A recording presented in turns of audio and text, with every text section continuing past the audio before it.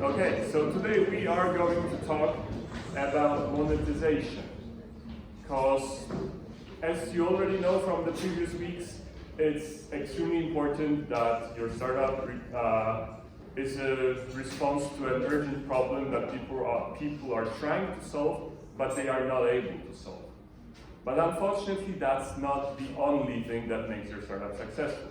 They also need to be willing to pay for solving the problem, because there are some great problems out there for which nobody is willing to pay for, which means they are not a great idea for a startup. There might be a great idea for a charity or a non-governmental organization project, but they are not good business ideas.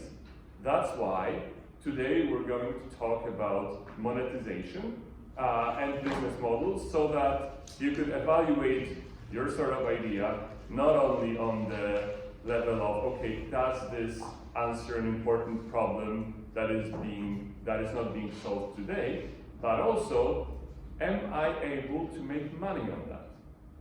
And why this is important?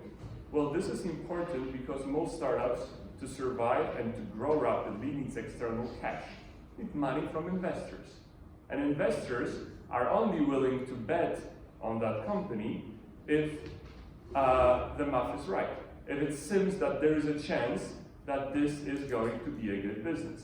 Because otherwise they will never see the return on their investment, so there is no point of making the investment in the first place. That is why it is so crucial that whatever your startup idea is, the business part of it must be right. So the thing, or the word that I'll be using all the time today is the business model. So the way your company operates from the monetization perspective. And then you can find multiple definitions on the internet, most of them contradictory, so I'm not going to focus too much on like what is the best definition. What I want to focus on in this particular topic is actually the value that your company brings to the world, to your customers. Because when you think of, okay, how am I going to make money on this project, it's actually the question, where is the value? Because the value in what you do is exactly the thing that people will be willing to pay for. So it's important to understand the value that you bring to a certain group of people, so that you could put a price tag on this, and then you can start thinking of like, okay, so how am I going to monetize this? So keep that in mind whenever you will be thinking about different business models, of it's like, okay, so what is the value? What is this thing that people are looking for? So the best way to look at the value is usually the solution to the problem that you bring. So if the problem is that it's difficult for me to find a plumber for right now, then the value is, okay, having someone come to fix my leaking pipe in the next 15 minutes, that's the value.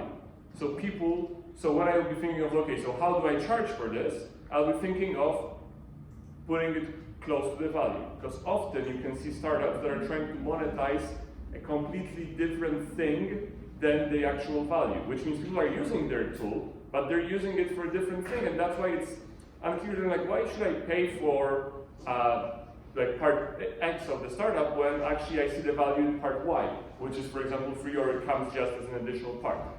So understanding the value is a key part to creating the right business model. And now when it comes to business models, there's plenty of solutions. And I'm going to show you a couple today, with a special focus on marketplaces, because plenty of you are building marketplaces, so I thought that it makes sense to make a deep dive on this topic. So the first important question you need to ask yourself while talking about business models is whether I want to sell stuff or provide access to stuff. This is one of the great questions that every startup has to answer. So it's either the question of transaction approach, you need milk, so you go to the store and you buy milk. That's a typical transactional approach, versus everything as a service approach, where, just to make a simple example, you have whatever, 30 zloty subscription, and you just can grab milk whenever you want from the local store. Again, the same product, the same solution, just two different models of making money.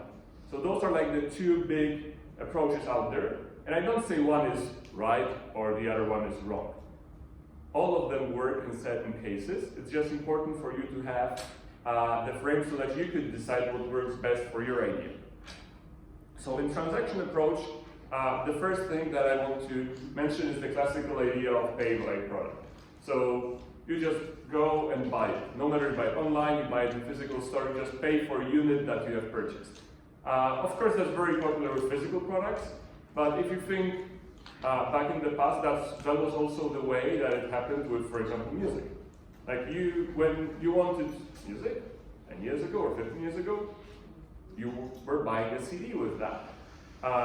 Then we went to buying individual songs online. And only then we went to a different business model, so a subscription one, which I'll talk about in a minute. So this is the most traditional one. Still, it's widely popular, and I'm sure you can mention plenty of places where this business model happens. I'm pretty sure that in this week, some of you have made those transactions where you just gave someone money in order to get something or some service on like one-to-one basis. Then there is a slight modification of this business model, which is called buy and hook. And this is an idea where you sell your product or your service at a very low price or at no price at all, because your product is tied to a different product that is an ongoing need that people need to buy from you then. The example would be, for example, printers. Printers are extremely cheap compared to the production price. Why? Because you don't make money on printers. You make money on all the refillments. Same thing goes with shaving razors. Again, the handle is pretty cheap. Why? Because it's all about the razor blades that you have to replace all the time. The other example are all those new fancy coffee makers that operate on capsules. Again, it's not about the price of the coffee maker, it's about the price of all those refillments.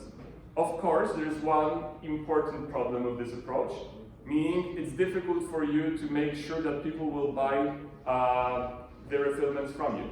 Like there's a huge risk that refills will be bought from someone else. And we see that happening. Like we see people who make cheaper refillments for printers. So you buy your printer from HP, but then you buy all the refills with someone else. Same thing goes with razor blades. Same thing goes with coffee makers. So it's an important limitation to this business idea. So if you want to pursue the idea of buy and hook, you need to make sure that it'll be difficult for third-party providers to actually start doing things that could be sold instead of your product. Okay, moving on to the everything as a service part. Well, subscription. It's a no-brainer. Hands up, who of you have or is paying for at least one subscription? Exactly, right? This has been a huge change in the last 10 or 15 years that we're going to everything as subscription. So things that you have to buy in the past, now you just have access to it for a limited monthly or yearly fee. And it happens for both products and services. So, for example, getting back to the razor blade idea, a couple of years ago in the United States, there was a company who said, like, we don't want to sell you the handles and the razor blades separately. We'll just sell you I think that was like $10 a month subscription, and we'll be shipping you razor blades, every 3 weeks, so that you always have razor blades at your house. Simple idea to get away from the problems discussed at buy and hook case, in which you just have a subscription. They will be shipping you things like this. So, and you can see that moving to more and more spaces where Instead of traditional approach of, okay, buy it and pay per product as you need, you have a subscription and those products are being shipped to you. And there are many ideas around this. When it comes to services, that's probably something that you understand almost as good as I am, because probably most of your subscriptions are actually service subscriptions. But you can actually think of that in a wider sense. Like think of hairdressers. Like you usually go to a hairdresser in a pretty regular interval.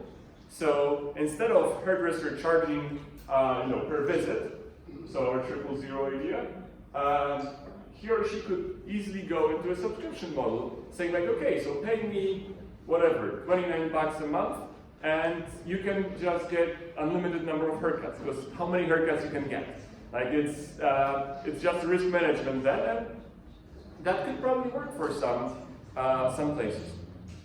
Then in everything as a service, there's one more interesting idea, which is pay-per-use. So pay-per-use is a concept that has been mainly popularized by big cloud providers. So think of AWS, Google Cloud, or Azure. Why? Because in the past, in order to have access to computing power, you actually either had to buy a server, or you could went on a subscription so that you have access to a server or VPS. But then they decided to make the next step and say, like, no, you don't actually have to pay us a regular fee, you don't have any contract period. We can actually charge you as we use it. So this is yet another example of how this could be done. If you think of, for example, Uber or Bolt or Lyft or all those carriers, that's again this. They're just charge you whenever you use the service. And it's yet another model that, with some cases, you may want to consider. Okay, moving on. Yet another broad range of ideas is actually monetizing people who use your stuff, which is free. So you make your product free, and you make money on something else. Usually, inexperienced entrepreneurs tend to go actually first to this very model, or to be more precise, to this part of this model. So they say, like, we will make money on ads. I hear it all the time talking with inexperienced entrepreneurs, which mainly is connected with the fact that they don't know how much money you can make on ads. And that's not much, basically speaking. You're probably looking at like $5 per 1,000 unique views, your unique visits per day. And if you'll get that, you'll be lucky. So that's not a great way to monetize. However, there are some startups that have proven that this works. For example, startup named Facebook. They make most of their money on ads.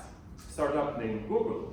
Again, they still make more money on ads than on anything else. Startup named Twitter. Same thing.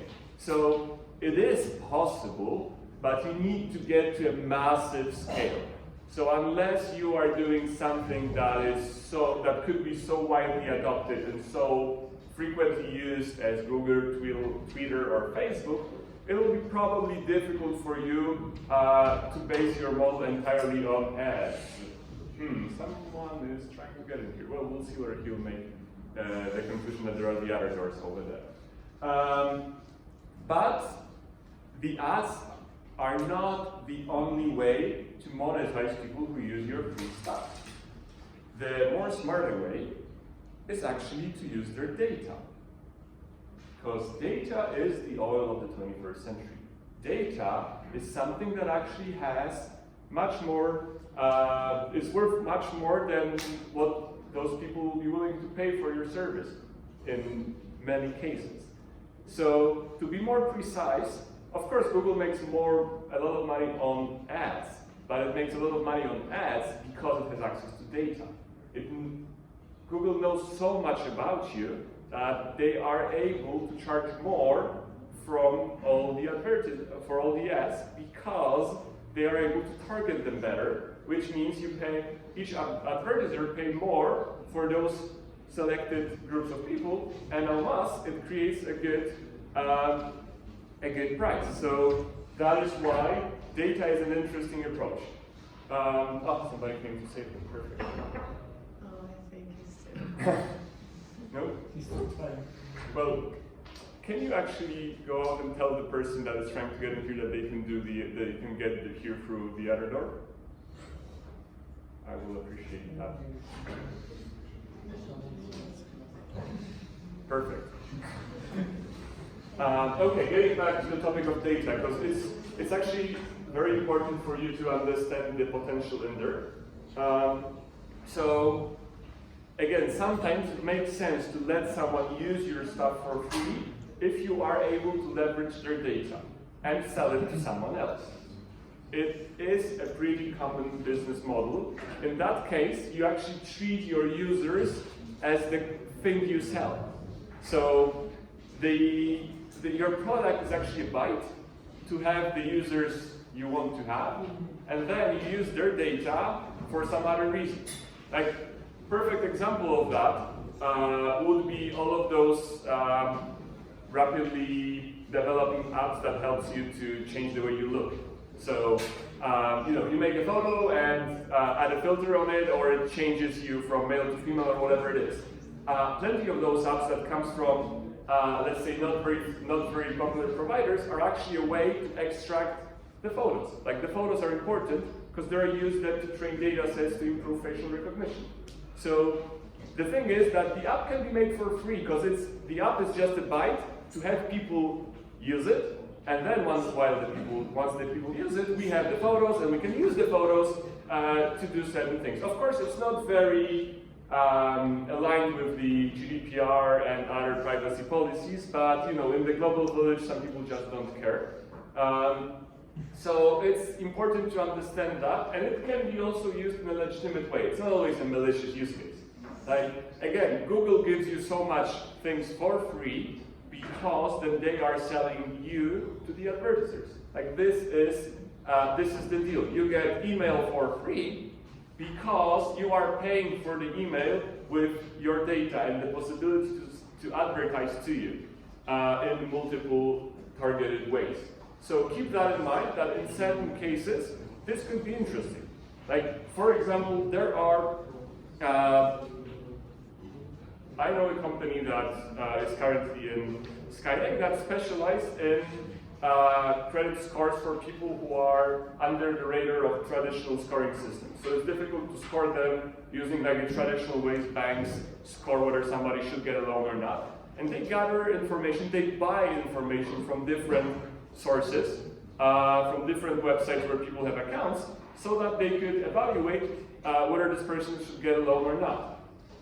So they are actually buying data from like different services, tennis clubs, student unions, to get information. Okay, this person has been paying their small fees regularly, so he or she is trustworthy.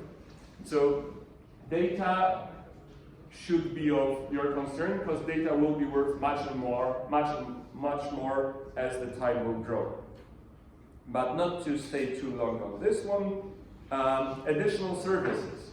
So the other pretty popular model is that you make your basic product totally free, and then you charge additional services around it. This is especially popular in the software space. When, for example, you make your Linux distribution free, think that hub, and then you sell all the other stuff around that. So you sell training, you sell certification, you sell the hosted version if somebody wants to have it up and running in minutes. So you give your core product for free to get also the wide adoption, and then you just sell things around it. Of course, huge risk in here is that, well, other people can also do that. Because if you have made your product not only free but also open source, that means that other people could be doing the same thing. You can, for example, see this happening with Java, where Java is, let's say, free to use for some popular use cases, and plenty of people are using it for this. And then some other use cases, plus training, plus certification, are owned by Oracle, and that's where Oracle makes money. But the thing is that you can buy Java support from other companies, not Oracle, and Oracle can hardly do anything about it. So it's important to understand that additional services could be a good business model, But again, as with the bite and hook, you need to think of how am I going to tie my services to the product so that other people can do it as well. Then the next thing is freemium. This is probably something you are pretty aware of. This is the model where you give the basic version of your product for free, and then if you want a more premium version, you have to pay. The probably the most widely adopted approach in that is music. Probably most of you have tried Spotify. They do have their free version, which has some limitations, and then the paid version is way better. Actually, or has more features. Same goes currently, if I remember right, with Office. Like Microsoft Office, you can actually get the free, pretty limited version online for free, but then certain use cases require the paid version. This is popular, but this is also tricky. Why this is tricky? Well, because if you won't make your free version interesting enough, people won't be using it.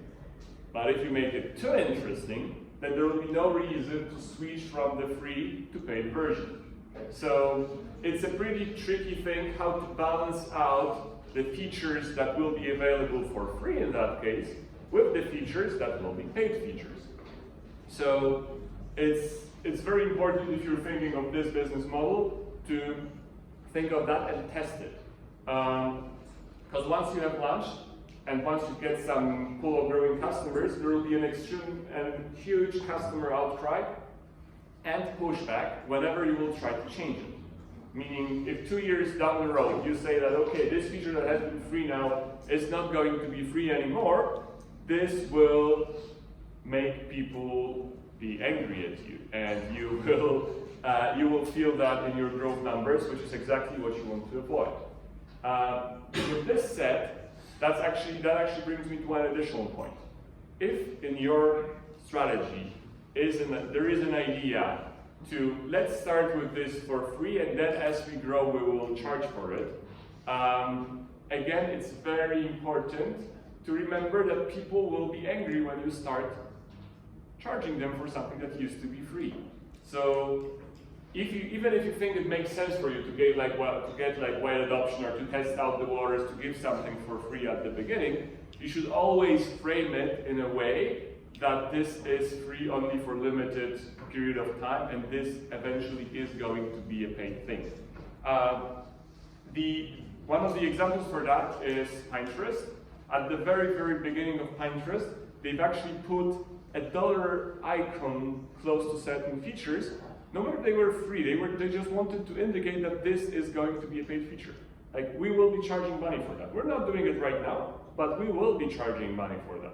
So it's important to know that, because if you can foresee that, not always it is possible, but if you can foresee that, this will save you a ton of problems down the road.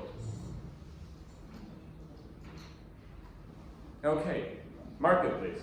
So I have borrowed this from Anderson Horowitz because they're really good at marketplaces, and I thought this actually sums up the approach on marketplace.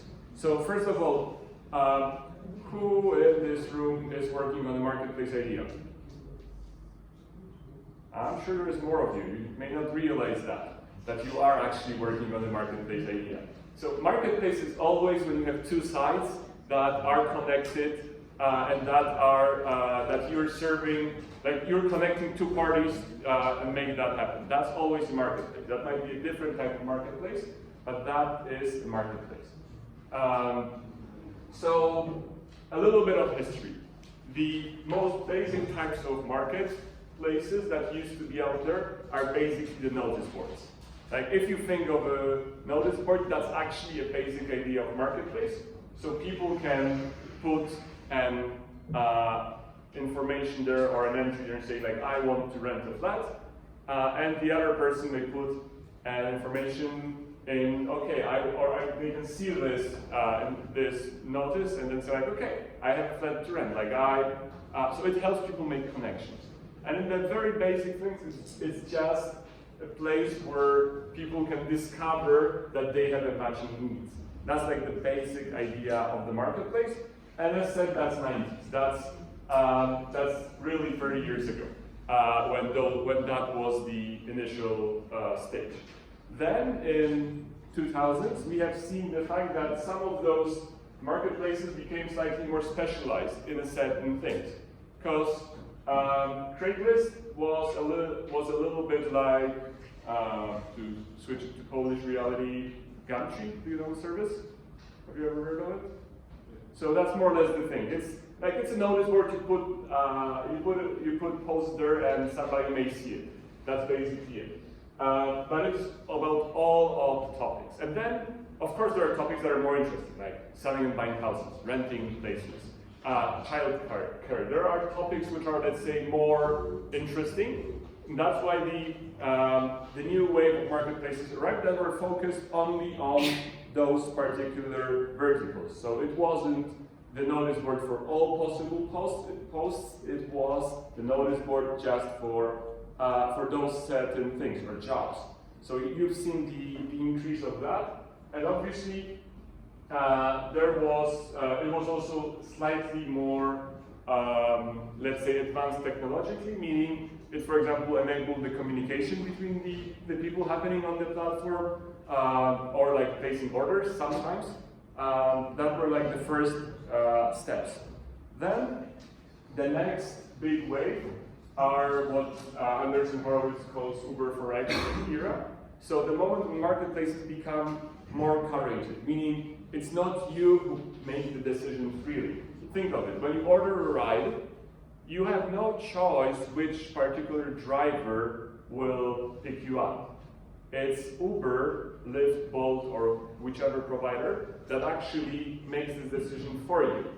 You can, of course, indicate certain things like what type of the car you want, but that's it. Like, you only make some general choices, but the decision itself, who will provide the service, is vested in Uber.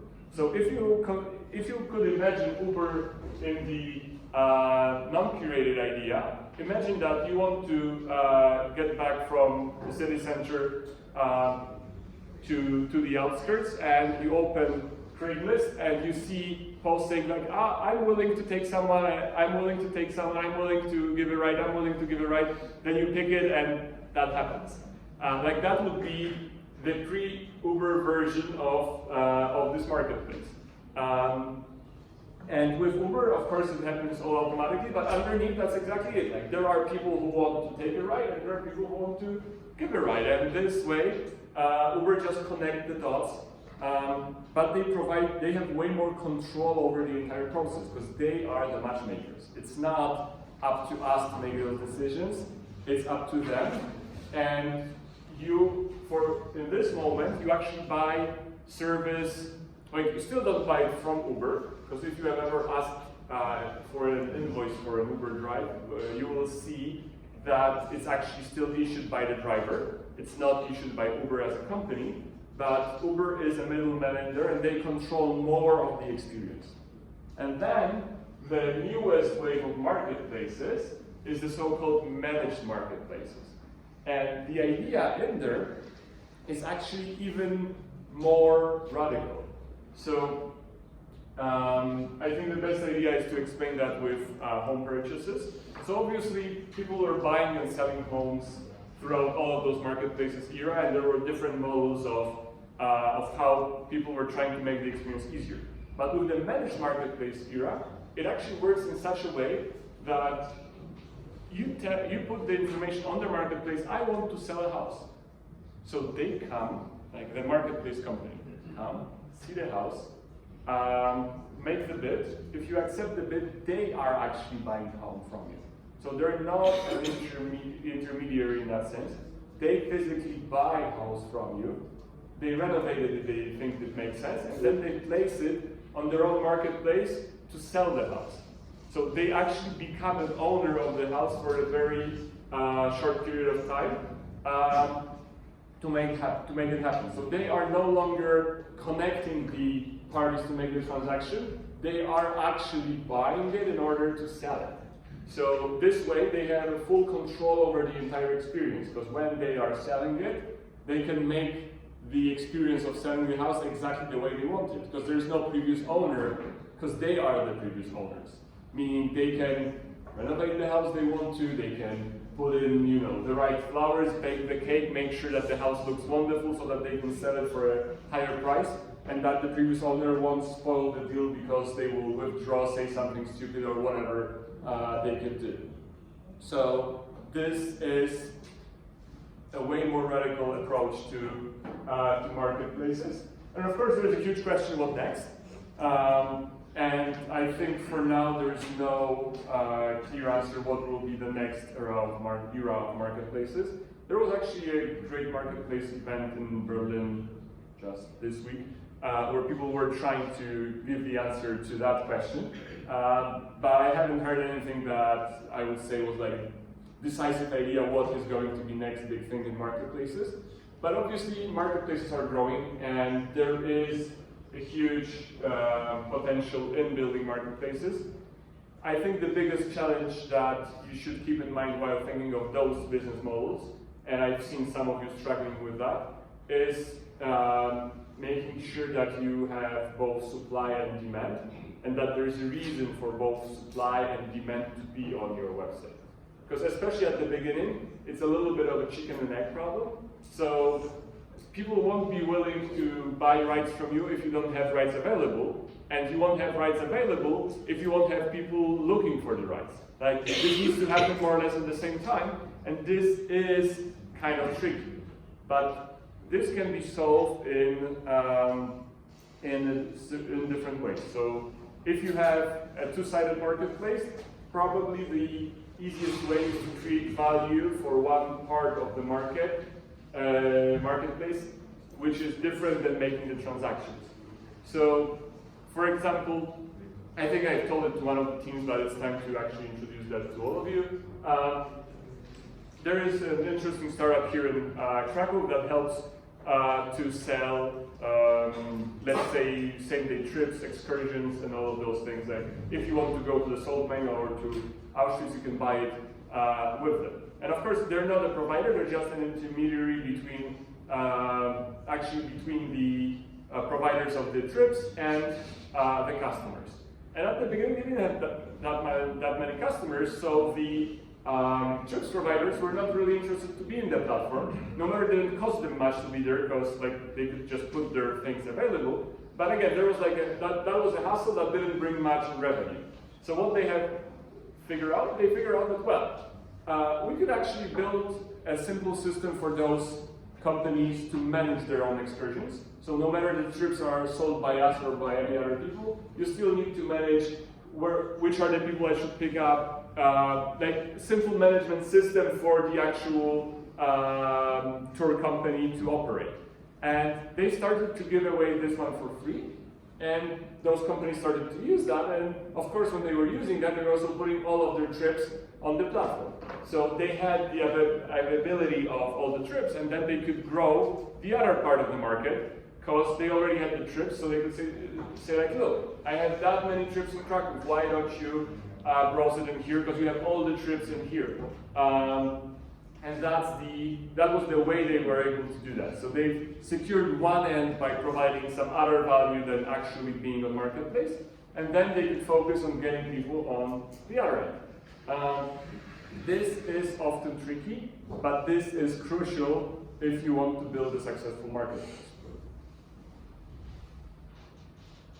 Moving on, your business model does not necessarily, or it's not necessarily, doesn't have to be one of the things I just showed you. Actually, it's pretty common for companies to have multiple revenue streams that are combined into a business model. So you may see more of those combined, and that's okay. Of course, at the beginning, it's good to make it simple, because again, investors or VCs are very impatient, and they want clear and short messages. So if you are going to show them a complex structure that shows them 10 ideas how this is going to happen, you'll probably lose their attention at the end of second sentence. But you also should think of it that this will develop in time. The business model that you have now will change in 5 years or 10 years if your company will they're still growing and developing. So it's okay that the business model is changing or you add more things. That's absolutely understandable. And I brought you some examples of that so we could look at that.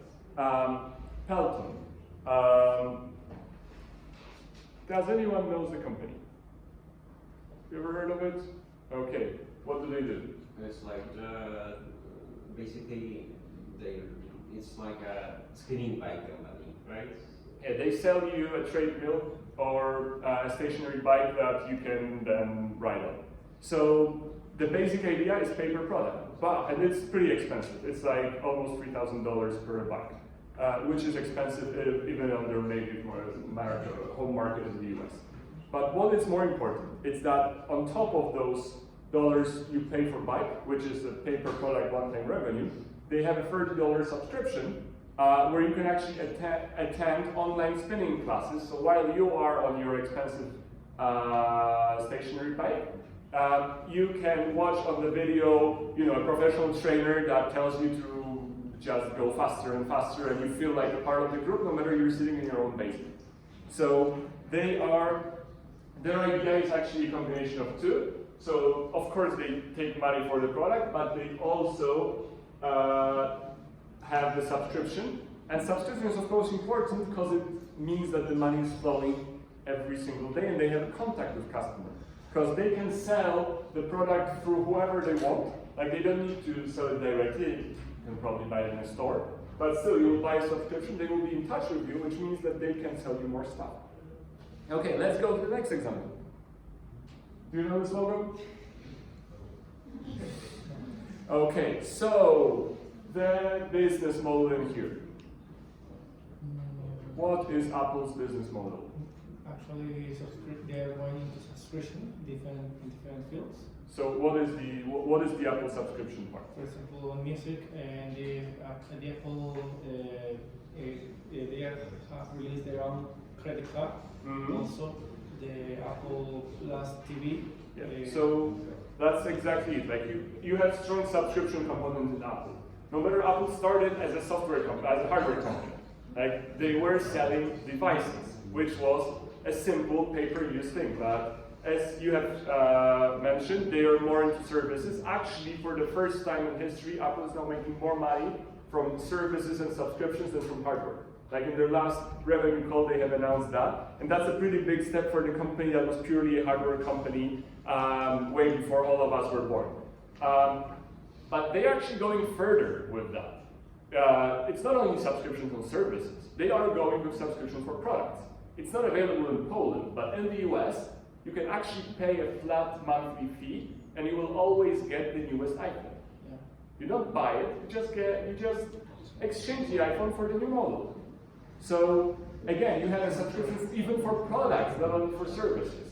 And you also should not forget about probably the biggest growing source of Apple's revenue, which is the marketplace revenue. Because Apple is also a huge marketplace called App Store, where they get money from each transaction, each app you buy on your iPhone, there is a kickoff that goes to Apple.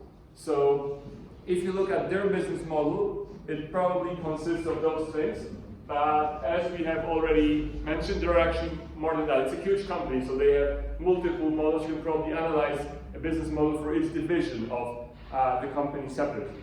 But it's a good example of the company that started as a very traditional pay per product model years ago, when if you wanted to buy the first Mac, you had to, or Apple One, because that's how it was called, you actually had to just bring some cash and that was it. And right now, there are so many different ways the company is making money. Okay, let's look at some homegrown ideas. Allegro. What is their business model?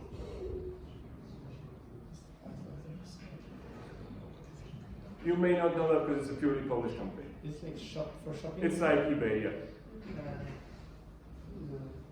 Like Alibaba? Or yeah, Alibaba would be like, Allegro is like Alibaba, the other way. Alibaba is like 10 times or 20 times or 100 times bigger, probably 100 or more. Anyway, what is the business model here? How do they make money?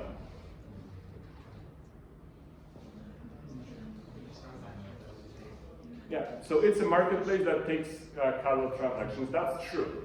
But as you may probably notice, they recently decided to go further than that.